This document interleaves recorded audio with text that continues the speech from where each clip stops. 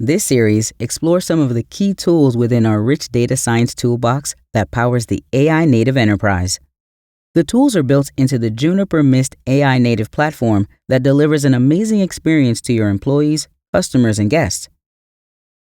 As you learn more about the AI technology used by Juniper you'll see that the journey to an AI native network requires rich data, AI primitives, a well-stocked data science toolbox, and a virtual assistant. All of these components are required as the network evolves to become self-driving. The data science tools vary in algorithm complexity and increasing intelligence from regression to deep learning. Mutual information is used to understand the scope of impact of an issue. Decision trees or supervised learning used to determine network health by analyzing data, extracting feature information, and building models to predict failure or success of common networking problems. LSTM, or long short-term memory networks, are a special kind of recurrent neural network that use reasoning and previous network events to make informed decisions on current network issues.